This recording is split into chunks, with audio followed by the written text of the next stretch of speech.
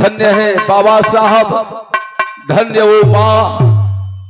जब हमारे देश पर वो व्यवस्था था, हमको बोलने का अधिकार नहीं था, चलने का अधिकार नहीं था, बहुत अत्याचार हो रहा था। उस अत्याचार को प्रकृति भी नहीं सहन कर पाई और शूद्रों के वास्ते एक मसीहा का जन्म होता है 14 अप्रैल सन 1891 ईस्वी को माई भीमा बाई के गोद में। तो मैं नमन करते हुए एक लाइन कह रहा हूं। कौन सी लाइन कवि जी लिखे हैं?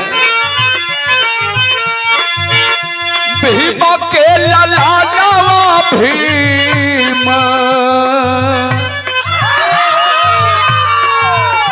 भीमा के ललावा भीम, विश्व के रातावा हो।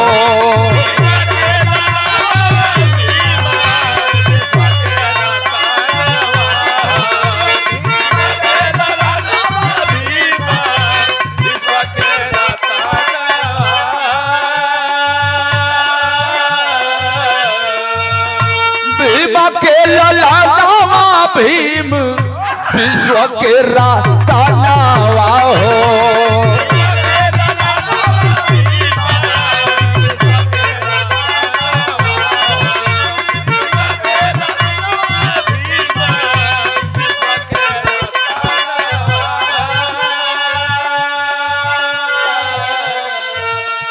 बहुरज बनी जहां अंधेरा ही अंधेरा था, हमारे जीवन में, उस जीवन में आपने सूर्य बन करके प्रकाश देने का काम किए। 100 रुपए का पुरस्कार।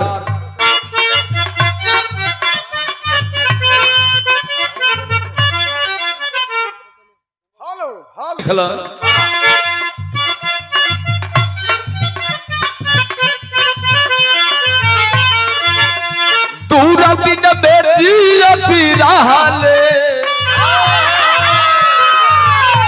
दूर दिन बेटी रहले, बहुजन के लोटावा हो।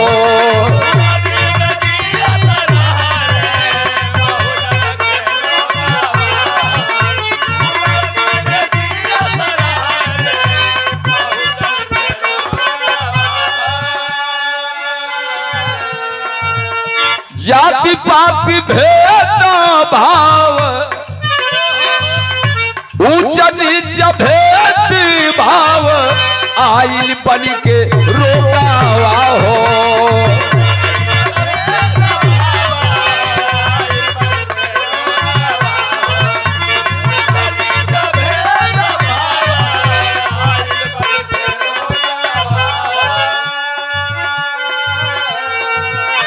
सबही के बाबा जीवन,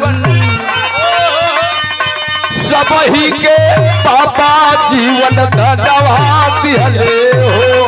ए भैया सबही के बाबा जीवन,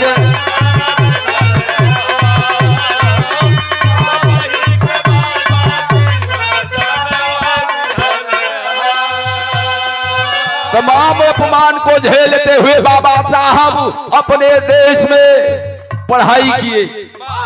हालांकि बड़ौदा नरेश की सहायता से विदेश भी पढ़ करके आए, लेकिन वही व्यवस्था था। तमाम लड़ाइयां लड़े, तमाम अधिकार हम आपको दिलवाए बाबा साहब, लेकिन लास्ट में आगरा की धरती पर बाबा साहब 18 मार्च 1956 को बोल रहे थे और बोलते बोलते बाबा साहब के आंख से आंसू बरस पड़ता है। जानते हैं कौन बात थी? क्या लाइन?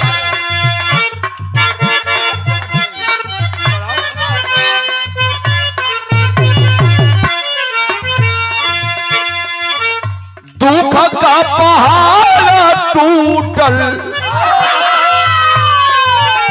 दुख का पहाड़ टूटल, पूरा परिवार छूटल।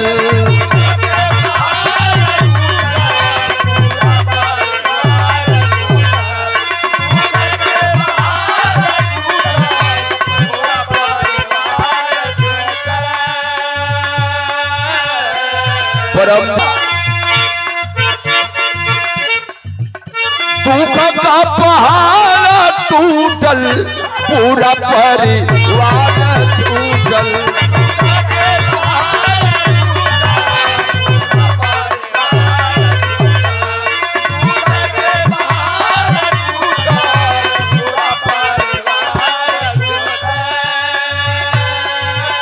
जिस समाज की जिस लोगों की मैं लड़ाई लड़ रहा था वही पढ़े लिखे लोगों ने मुझे धोखा दे दिया, इसीलिए बाबा साहब रो रहे थे। हमारे गार्जियन महोदय बाल का पहाड़ टूटल, पूरा परिवार छूटल,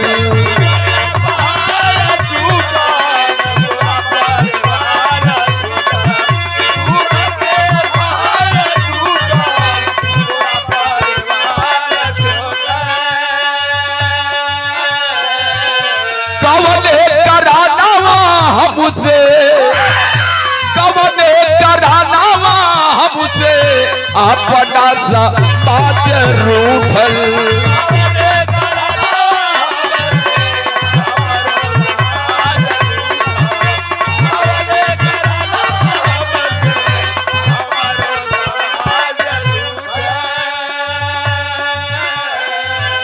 बबुआ राजा रतन नहीं, बबुआ राजा रतन नहीं कफनवा पौले हो, ए भैया बबुआ राजा रतन नहीं कफनवा पौले, ए भैया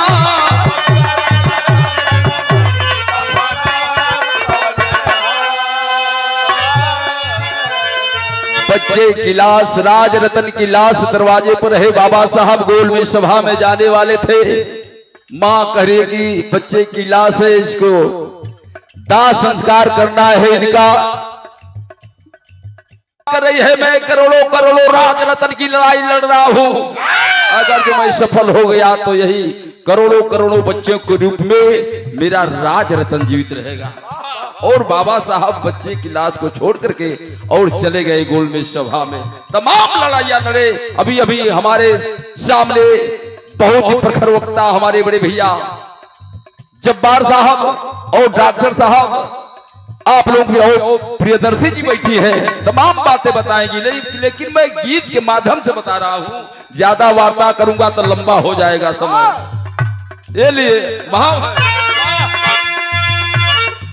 बाबा साहब को जब मौका मिला तो चाहे होते तो जितना उन्हें अपमानित किया गया था उसका बदला चुका लिए होते, लेकिन बाबा साहब ने ऐसा नहीं किया।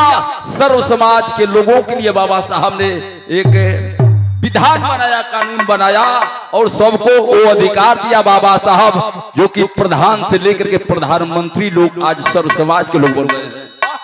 बाबा साहब करते हैं क्या, जरा देखें, अगली लाइन है।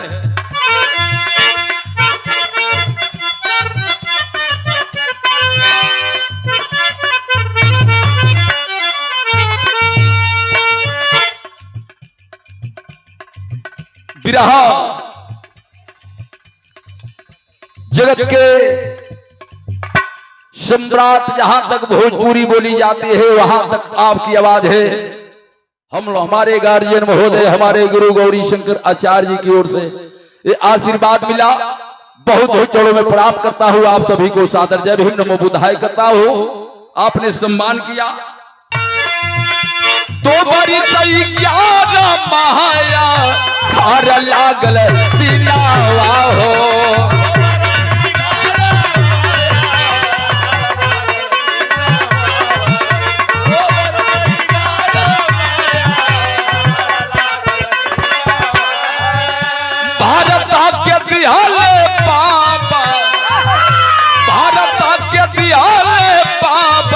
सुंदर संविधान हो,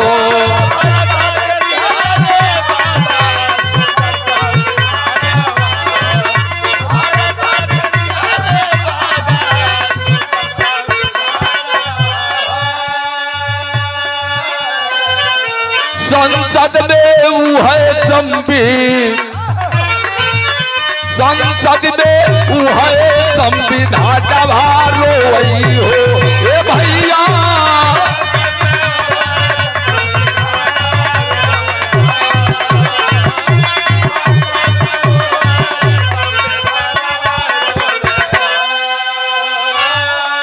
आखिरी लाइन हो हरिंदर भैया, कीर्ति हमारा गुण गावेला जा आना हो,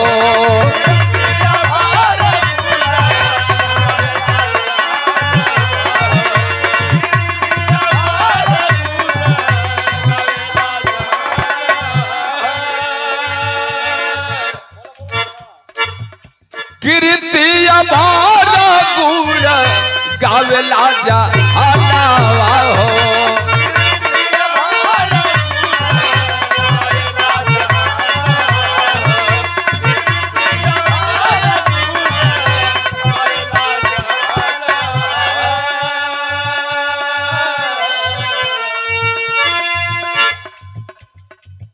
आए हुए अतिथियों का स्वागत सम्मान करते हुए कीर्ति हमारा गुण गावेला जहानावा हो।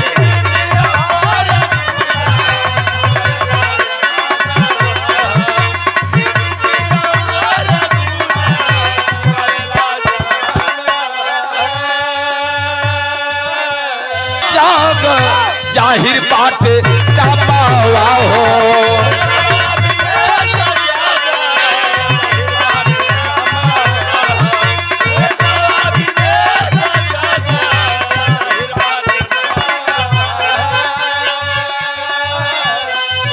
सेहरा ईश्वर चंदी के सेहरा ईश्वर चंद के तरनवा